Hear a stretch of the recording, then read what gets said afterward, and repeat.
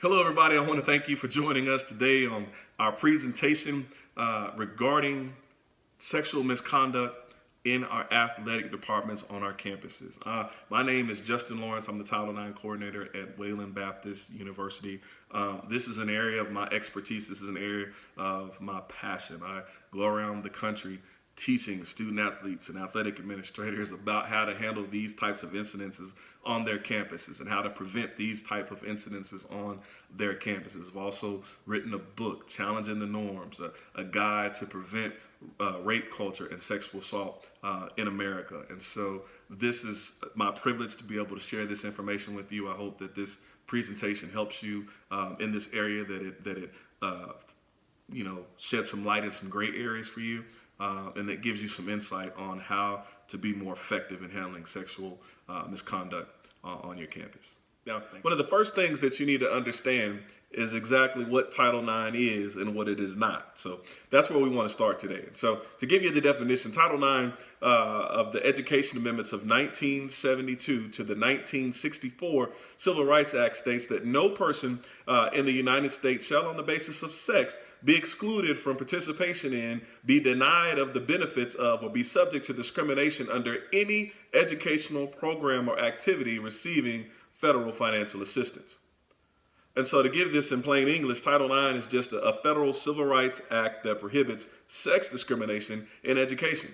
And so Title IX includes sexual harassment, including sexual assault, stalking, dating violence, and domestic violence. It also includes sex and gender discrimination, pregnant and parenting discrimination, and unequal access to educational programs and activities. And so Title IX works to protect any person, regardless of sex, gender, or perceived sex, or perceived gender, gender identity, gender expression, or sexual orientation. And so compliance with Title IX and related university policies is everyone's responsibility. And so the Title IX coordinator will provide resources and reporting options to your campus community. And it is all of our responsibilities collectively to report concerns of misconduct and work to prevent the occurrence through education and training. Now, Title IX has undergone a major overhaul. The regulations were revised in 2020. And so on August 14th, 2020, the Department of Education implemented Title IX regulations for all institutions, that's higher ed and K through 12. These regulations prescribe definitions of sexual harassment. They created new Title IX jurisdiction for campuses and prescribe processes for schools to follow. And so your university, just along with mine, every university had to create a new Title IX policy and procedure to comply with these regulations by August 14, 2020. And so if you want more information on your particular policy, you should go to your Title IX website. Now let's look at Title IX jurisdiction. The Title IX regulations of 2020 state that Title IX complaints must be dismissed under Title IX if the alleged misconduct occurs outside of the United States, or if the alleged misconduct did not occur in the context of an educational program or activity. So if this didn't happen at a school-sanctioned event, if this didn't happen on one of your school trips during an away game or something like that, or in a tournament, then if it wasn't a school-sanctioned event or if it happened off campus, then it has to be dismissed under the new Title IX regulations. And the last one is if the alleged misconduct does not meet the definition of sexual harassment under your new Title IX policy and procedure. And so in the case that a complaint of alleged misconduct does not meet the Title IX jurisdiction, the Title IX coordinator will refer the complaint to the Dean of Students office or whoever handles your student conduct for alleged violations under your student conduct code, or to your human resources officer for alleged violations under the non-discrimination policy and procedure at your university. Now, some of you may be asking, okay, what is the process? What does this look like, Dr. Lawrence, if a Title IX complaint is filed? And so what happens is the incident is going to be reported to the university. it's going to go directly to the Title IX coordinator or to a responsible employee who then is going to report it to the Title IX coordinator. That could come from a faculty member, a staff, a student, a visitor, campus police, come from anyone, could come from the media. It doesn't matter, but whatever it is going to be a report that comes to the Title IX coordinator, either directly from the people involved or from third parties. And so the incident is then going to be recorded in some type of database that your university has. We use Maxine. And so when we do that, we will record it in there, and then the Title IX coordinator will send an outreach email that has supportive measures and offer to meet with the student involved in this issue. And so after this, there's an assessment that's going to go on to determine whether there's imminent danger to the complainant or to the university community, and also a determination on whether law enforcement needs to get involved. And this is where we begin to separate. This is where we begin to kind of see the fork in the road in the process. And so the complaining party can do one or two things. They can either decline to pursue an informal resolution, or they can request or consent to participate in an informal resolution process. Now, should they decline to participate in an informal resolution process, then this simply means that no further internal investigation or action is going to take place in a case where if there's no imminent danger to the campus. And so the complainant is still going to get supportive measures. That's going to happen. They're going to get all of those things that we talked about. But if there's no imminent danger, then that case is pretty much going to be over with at that point. Now, the complainant can always come back and open that back up should they decide to do that. I want you to understand that. But in cases where there's an imminent risk involved, even though the complainant says, I don't want to go any further than I want to decline this, then the Title IX office will still assess the risk and send out requests for interim measures. They'll involve the dean of students. If imminent risk is determined, then the Title IX office will pursue the complaint, and they will actually become the complainant, and they will initiate the formal resolution process. Now, should the complaining party request or consent to participate in the formal resolution process, then it takes two tracks. And so there could be an informal resolution or a formal resolution. When we go the informal resolution route, this means both parties, the complainant and the respondent, must agree to participate. If they don't, then it will move to a formal resolution automatically. Both parties have to participate. You can't force one to do it or force the other to do it. Both parties have to agree to this. And so I'm going through these rights so that you can understand this. Because somebody's saying, well, you're telling us, how to handle sexual misconduct on the campus. Well, first you need to know how it works so that you can better advise your student athletes on what's going to happen, what's going to take place, so that you'll be knowledgeable on that so that you can refer that to them. So if we go the informal resolution route, both parties have to participate. If they don't, it's going to go formal. Now, if both parties agree to this, then both parties will propose a resolution. If both parties agree on the outcome, an agreement is drafted and signed by both parties and the Title IX coordinator, and the investigation is closed. If we can't get them to agree on it, then we end up going back over to this formal side as well. Now, on a formal resolution, then if an investigation is going to be conducted, so we're going to have a formal investigation with the Title IX investigators on your campus. And so we're also going to have a hearing with that. After the investigation is completed and a report is drafted, then there will be a hearing. And so that's going to be held by the Title IX hearing officers, and the complainant and respondent will both have advisors, and there'll be cross-examination. It's live, but a best practice for this is for them not to be in the same room, and preferably not even be on video. Maybe this could be audio, but this is a very tough and trying piece for somebody who's already been traumatized to have to go through this hearing and be cross-examined. This is very, very stressful. And often this deters people from going the formal route. So I need you to be advised of that. Now, after the hearing is done, then the determination is going to be made on whether there was a policy violation, and then sanctions will be imposed if there was a policy violation. Parties can appeal based on your Title IX policy, and if there's no appeal, then sanctions will be upheld, and the investigation is then closed. So now that we've talked about what Title IX is and giving you some of the definitions and kind of giving you an overview of what the process looks like, now I want to spend some time talking about you and some things that you can do as an athletic director, as a coach, or as a person in your athletic department. I want to talk to you specifically about that, what you can do as an employee at your university. I want to talk to you about that because you do have a reporting expectation and requirement. So this is very important. So this is where I want to tell you, and I'll tell you this again at the end, but this is where you pass the ball, okay? Pass the ball. Pass the ball. Don't turn it over. So when you get something, when you hear something, when something is shared with you of this nature, you pass it to the Title IX coordinator. That's what you do. Because all employees, including faculty, staff, coaches, administrators, are mandated to report allegations of gender discrimination, sexual harassment, sexual assault, dating violence, domestic violence, and stalking to the Title IX coordinator.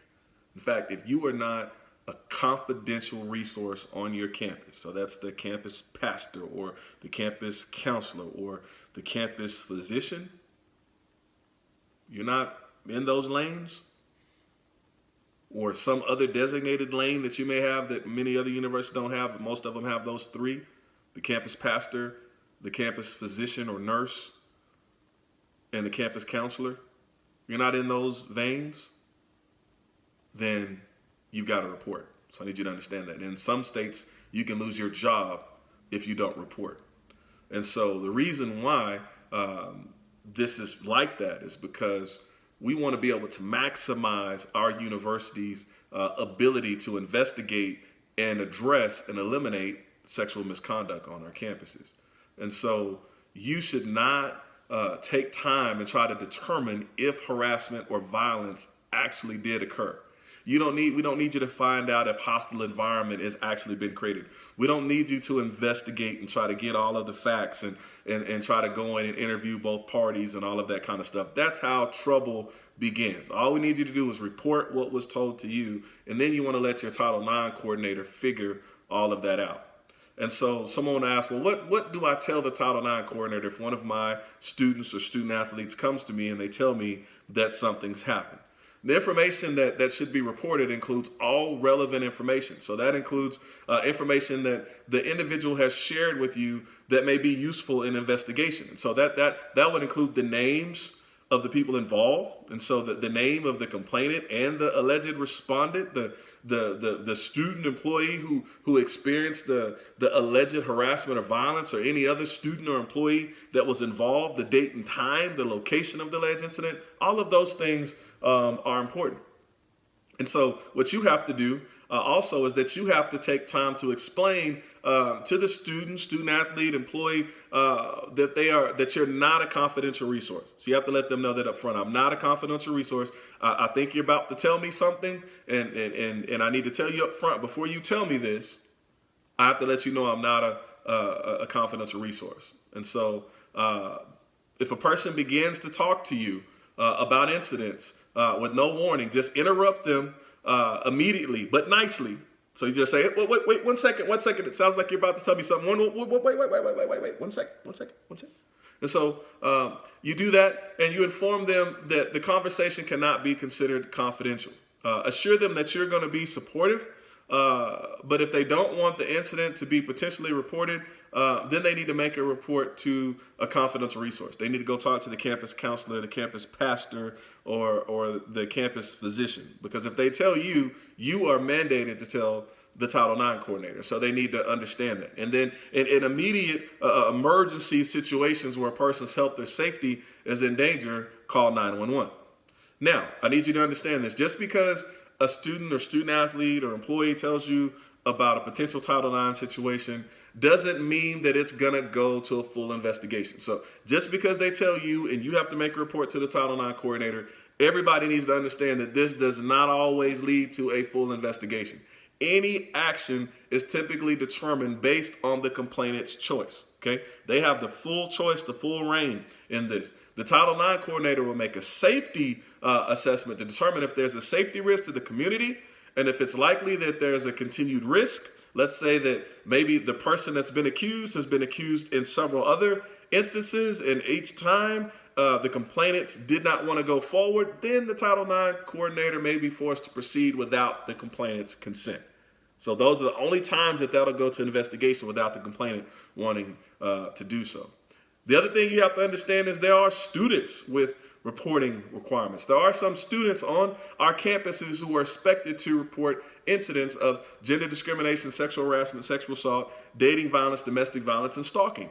And so you as a supervisor will have to provide additional information for specific reporting requirements and protocol. But students who may be expected to report include, but are not limited to, RAs, our resident assistants, our orientation team leaders, our graduate teaching assistants, and our graduate teaching instructors, and our graduate athletic assistants. So our GAs. Our GAs are in that number that they're going to be mandatory reporters, even though they're students. And so I want to shift briefly and talk about the rights of our complainants and respondents, the people who make the allegations and those who the allegations have been leveled against, the complainant and respondent. I want you to know what their rights are, because this is one of the tricky areas in Title IX, is that oftentimes students don't know their rights. They don't know their rights. They've not been advised of those, or maybe they were in some kind of online training, but they might not have been paying attention, and they don't know when the incident takes place what to do and what their rights are. So I want to go through that so that you can help them to understand that. This is key for complainants to know what they can do and what their rights are. And it's also key for respondents who've been accused to know what their rights are. And so each party, whether complainant or respondent, has the right to a fair process. And so the right to a fair and equitable investigation and resolution of sexual harassment allegations after a formal complaint has been made. The right to respect, the right to be treated with respect throughout the grievance process, the right to an advisor of choice during all of the Title IX stages of the process. And so the advisor must conduct the questioning on cross-examination during the hearing. So the complainant and respondent don't get to do that, but the advisors get to do the back and forth on that. The complainant and respondent have rights to supportive measures, regardless of whether a formal complaint is signed or not. Supportive measures include, but not limited to, the counseling, the extensions of deadlines, course-related adjustments, athletic adjustments, modification of work or class schedules, campus escort services, no contact orders, all of those things, changes in work and housing locations, leaves of absence, and increased security and monitoring certain areas of the campus, and other similar measures. They have the right to be informed of an off-campus law enforcement options and to be assisted in reporting to law enforcement if they so choose to. But they also have the right not to be forced, coerced, or pressured into reporting to off-campus law enforcement. The respondent, the right for the respondent, has the right to be presumed not responsible until a determination regarding responsibility. And so they are presumed innocent until it has been proven otherwise. They have the right to a formal complaint, the right for the complainant to sign a formal complaint, or a formal complaint that's signed by the Title IX coordinator. They have a right to notice. So they have the right to receive written notice of allegations, which includes the notice of the party's rights and options. So anytime that a complaint has been filed, then each party should get this in writing. They have the right to get a written notice of allegations that includes a notice of the party's rights and options, notice of the grievance process, notice of the informal resolution process and options, notice of allegations of sexual harassment, so whatever that was, including the identities of the party involved in the incident, if known, the conduct allegedly constituting sexual harassment in that umbrella that we went through, and the date, location, and incident, if known. Notice that the respondent is presumed not responsible for the alleged conduct, and that the determination regarding responsibility is made at the conclusion of the grievance process. Notice that both parties may have an advisor of their choice, who may be but is not required to be an attorney, and that advisor may inspect and review the evidence. The notice of any code of conduct provisions that prohibit knowingly making false statements or knowingly submitting false information during the grieving process. And so the other part is that they have a right to informal resolution, the right to request an informal resolution when the matter doesn't involve an employer respondent or and a student complainant. So as long as it doesn't have an employee respondent who's done something to a student, then you can go the informal route. But after if after formal complaint has been signed but not pressured, forced, or coerced into an informal resolution process. So even if they start the formal complaint, they can still go back to an informal resolution if they so desire, as long as it's not between a student and an employee. You should understand that. The other piece is sufficient notice. So the right to receive sufficient notice of any meeting or interview. You can't just somebody can't just go pull them out of class on the day that they receive an allegation and say, let's talk about this. You can't do that. So the right to receive sufficient notice of any meeting or interview, including the names of the individuals who will be in attendance at the interview or the meeting and the reason for that meeting. So I need you to understand these rights, because oftentimes these rights are violated on campuses all across the country. They also to provide information and witnesses. So the right to provide the investigators with information to review and to present witnesses for the investigators to review. The right to inspect and review evidence. And so the right to respect and review evidence and any information that is related to the allegations, and the opportunity to provide a written response within 10 days based on that evidentiary review to the investigator. Okay? An investigative report, the right to be provided with an investigative report that fairly summarizes all of the relevant evidence obtained during the investigation at least 10 days prior to a hearing, with the opportunity to respond to the investigation report in writing.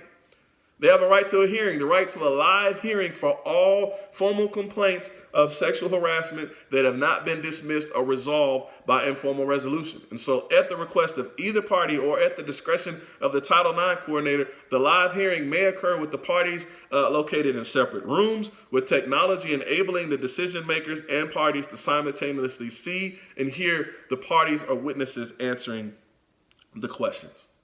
So this could be, they could see each other. This could be done through a Zoom session, or it could be done through a conference call. If it's done through Zoom, could always black out the screens to reduce the trauma. But no less, there's a right to a live hearing if a formal complaint has been made. The right to closed meeting. So the right to have closed meetings for interviews and hearings to be closed to the public. The right to challenge the impartiality or bias of Title IX officials. The right to whether it's the coordinator, the investigator, or the decision makers, the right to challenge the bias of those individuals. The right for the allegations to be resolved at most schools use the preponderance of evidence. That's 50% plus a feather. Some use clear and convincing, but the main thing is to make sure that your Title IX procedures and your student conduct procedures are using the same level of evidence. Universities have been sued behind that. And so most use the preponderance of evidence. The right to present, the right to be seen and heard in person or via technology during all of the hearing, and including the right to hear the other party, to see or hear the other opposing party. The right to ask questions of the opposing party and witness through an advisor. So the complainant and respondent aren't doing the back and forth, but the advisors will ask those questions. The right to have a written determination, to receive a written determination after the hearing, which includes the identification of the allegations potentially constituting sexual harassment. Again, that umbrella of violations that I talked to you about earlier, a description of the procedural steps taken from the receipt of the formal complaint through the determination. And so this includes any notifications to the parties, any interviews with the parties and witnesses, site visits, methods used to gather evidence, and the hearings held.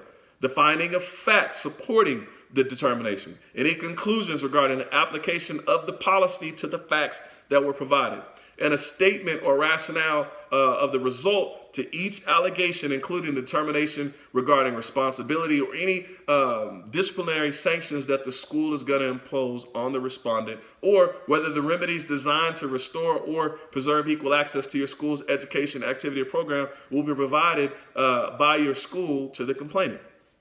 And so the procedure and the permissible basis for the complainant and the respondent to appeal have to have all of that. A final resolution, the right to a final resolution, the right to be informed when the determination is final, and also the right to appeal. So the right to appeal the written determination of a dismissal or of a formal complaint. So you have to understand that the right to appeal the written determination or even a dismissal of a formal complaint. And so someone may ask, well, okay, how can I help? How can I help my students, my student athletes, if something happens? So how can I be supportive? The main way that you can help a complainant or help a survivor, many survivors of sexual assault or intimate partner violence, domestic violence, dating violence, they feel alone and they feel helpless. And so many survivors never disclose their experiences, often to the fear of being blamed. And so one of the things that you don't want to do is begin to blame them for what happened. Sexual assault, dating violence, stalking, domestic violence, harassment is never the fault of the victim. Okay, never the fault of the victim. And so I just want to give you some tips and suggestions to be able to help them. So first thing is, what do you do and what do you say? Well, the first thing you want to do is just listen. Okay, listen to them. Show active listening skills. You want to tell them, thank you for sharing this with me, or I'm so sorry that this happened. Let them know that they are not to blame for the incident. And so you can say things such as, it's not your fault, or you didn't deserve for that to happen to you. Tell them you believe them. I believe you. How you're feeling is normal. You're not alone. You want to empower the victim or the survivor by asking questions such as, how can I help? Offer to walk the victim or survivor to the counseling services or to the Title IX coordinator's office. Ask them, what would you like to do? Where would you like me to sit? Is it okay to hug you? Take care of yourself too. You got to take care of yourself too in the situation. Okay? So you can do those things. But here are some things that you should not do and you should not say. Let the person control what happens following the incident of violence. Don't force them to report or call the police or go to the hospital. If you are a responsible employee, mandated reporter, it is important to tell the victim or the survivor before they disclose who you are. Don't interrupt them when they're talking to you about the incident. After you've interrupted them and told them you can't be confidential. But after that, don't interrupt them. Always ask permission if you do give them a hug. Always ask permission before touching the victim or survivor. Don't dig for any more information or try to investigate. Allow the victim or survivor to share only what they're comfortable sharing with you. Don't dig and pry and begin to ask questions. Never, ever blame the victim or survivor. Manage your emotions. Sometimes it can be difficult to hear that someone that you care about is hurt. Don't threaten the person or that was allegedly responsible for the harm because that's not helpful to the victim or survivor either.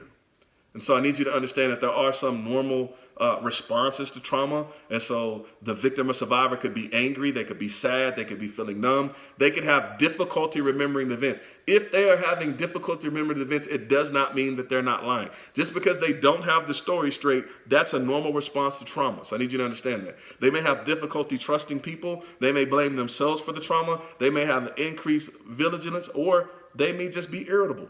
And so those are things to do and not to do. And you have to understand trauma when somebody's coming to you with these kind of reports. So now let's transition and talk about some frequently asked questions. I know that you're going to have questions for me immediately after this presentation, but I want to go through a few commonly questions that are asked. And so the first one is, if a responsible employee reports an incident of sexual misconduct, will the student be forced to go through the process? No. The answer is no. Once the Title IX coordinator receives notification that there was an alleged Title IX violation, the Title IX coordinator will meet with the student, and the goal of the meeting is to provide the student with support and supportive measures and referrals, and to talk through different options of resolution. Okay? The next question, do I get notified of any updates or follow-up once I report an incident? Now, I want to tell you, because we work to maintain privacy, you will not receive updates on this case. Okay? The student is able to talk to you if they would like to, but the Title IX office or Title IX coordinator is not going to update you on every step of the process. And so the other question that's always asked is, what happens when I report? When you report an alleged Title IX violation, the Title IX coordinator will set up the meeting with the impacted party. The impacted party is able to bring a support person to the meeting with them. That may be you, for emotional support, and they'll have a conversation about the supportive measures and their options for resolution. Information shared during this meeting is going to be kept as private as possible. Again, people ask, what are supportive measures? I keep going over this and over this again because you want to make sure, because this should happen regardless of whether there's an investigation or resolution.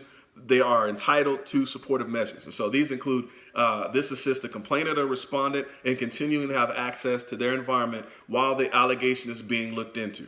And so these include many things, including but not limited to referrals to counseling, referrals to health, no contact orders, housing accommodations, academic accommodations, work accommodations, or any other measures that are deemed reasonable, as long as they're not punitive, as long as they're not disciplinary in nature.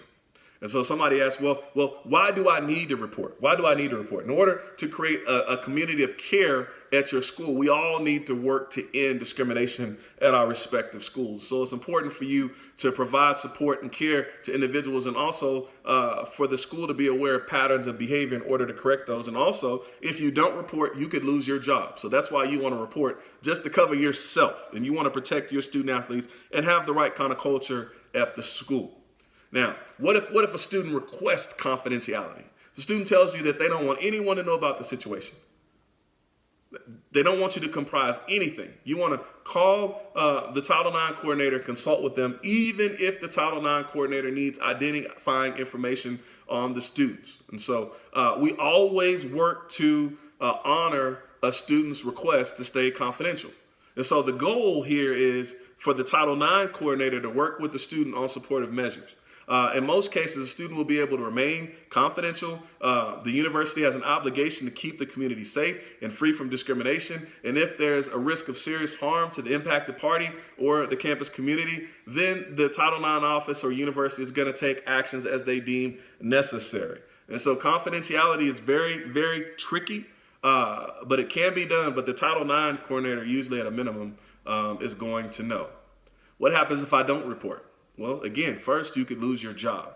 But the second thing, not reporting puts your school at risk of being in violation for Title IX. It puts your school at the risk of losing federal funds and facing potential fines. Additionally, not reporting can also make you liable for financial damages in addition to putting your school at risk. But not only that, our campus goal of ending discrimination is important. And so as all of our campuses work towards that goal, it's important that all information be reported so that we can take measures to end these occurrences and not be found, as some universities being found, as being deliberately indifferent because they ignored the reports and did nothing with them.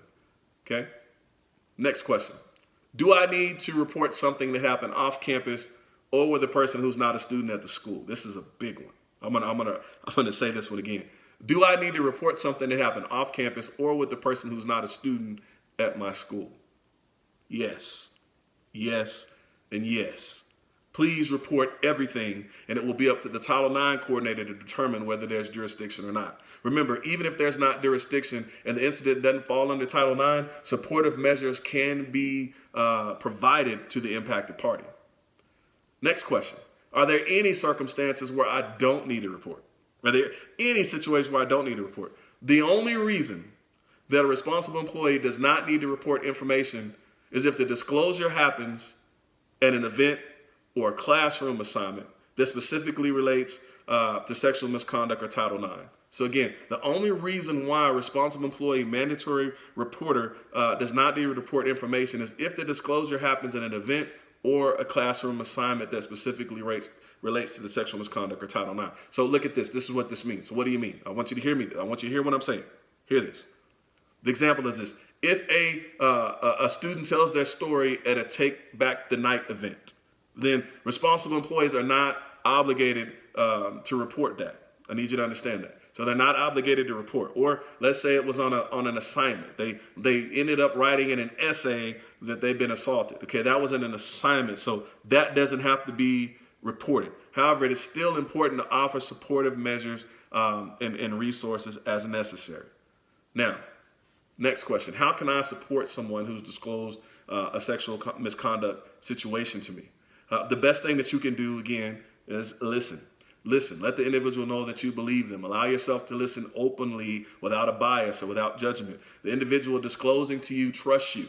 And so you need to listen to them. You may want to know more. It may burn you to know more. You may have a burning desire to know more, but you don't need to know more. Refrain from asking questions or investigating the situation. Let the individual know that you're a responsible employee and that you have to report this to the Title IX coordinator. If the individual is asking for accommodations, please refer them to the Title IX coordinator before making or promising anything. It's always better to have an official notification of accommodations instead of informal assistance that is not consistent. Okay? The next one. Do I have to report incidents where I am the complainant? or the impacted party. If you experience discrimination of any type as an employee, you're encouraged to report it to the appropriate party, but it's not mandatory, okay? In order to receive support or anything in the resolution process, it's highly encouraged that you connect with the Title IX coordinator. So these are all ways that you can assist, in ways that you can respond in addressing sexual misconduct on your campus, in your athletic department, within your team, with your coaches. So these are all steps. And so I wanted to give you a kind of a high-level overview of Title IX, what it looks like, what the processes are, what the rights are, so that you can better help your teams, your students, okay? So that you can be an agent of change. So at this point, I want to welcome your questions. But again, this is Justin Lawrence. I'm the Title IX coordinator at Wayland Baptist University. I want to thank you for joining us for this session. I hope this has helped you. I hope this has impacted you. I hope this has allowed you to learn more about the seriousness of our responsibility as it relates to Title IX and sexual misconduct. Thanks.